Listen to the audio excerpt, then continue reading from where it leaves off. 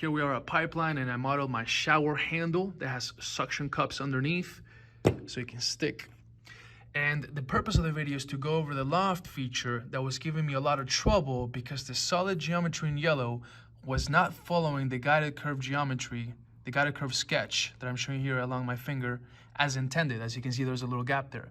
I finally figured out how to use this roadblock, how to overcome it, and I want to share with the rest of you on video. First, I'm going to show you the mistake and then the solution so we don't put the cart before the horse. So just to give you some context, this is a reverse engineer part. Took an orthogonal photo.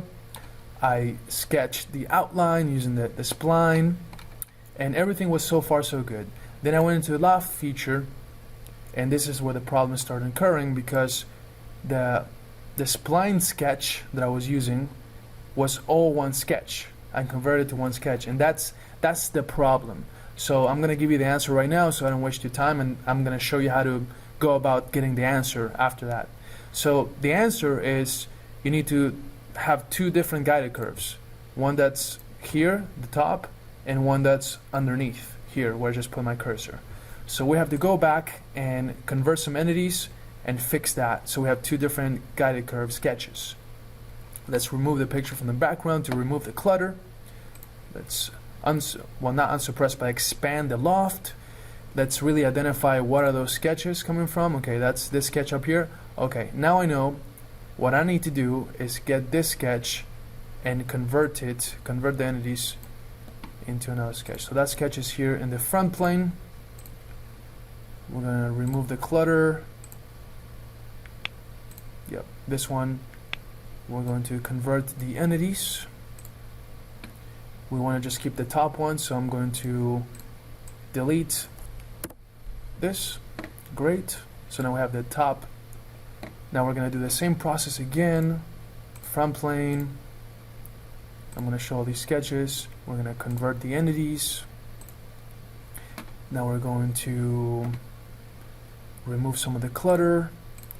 We just need the one on the bottom, so delete this, or right on the right side, not the bottom. There. Now I'm going to show you, take a step back basically and show you, we have this sketch and this sketch that I'm on right now. So we have our two guided curves. So we need to use sketch 44 and 45. So now we scroll down in the feature tree, we go into our loft. Nope, you go away, we're not going to use you anymore. Click the little eye so you can see. Okay, now I need to tell it to use the sketch 44 and 45 as the guided curve. Alright, we got a lot of sketches here. 44. You. And then I want to use you. Look at that. We fixed the loft feature. The moment of truth. Bam. So now let's bring the solid body back. Let's remove some of the clutter. And there we have it. That's the actual contour that we wanted. And as proof, I'm going to pull back the photo in the background. And now we have a nice, perfect contour. I really love SOLIDWORKS when things turn out the way I want them to. Sometimes it's a struggle, but I really like the journey of getting there. To really get what's in my mind on a computer and then in my hands. This is Rafael. Until next time.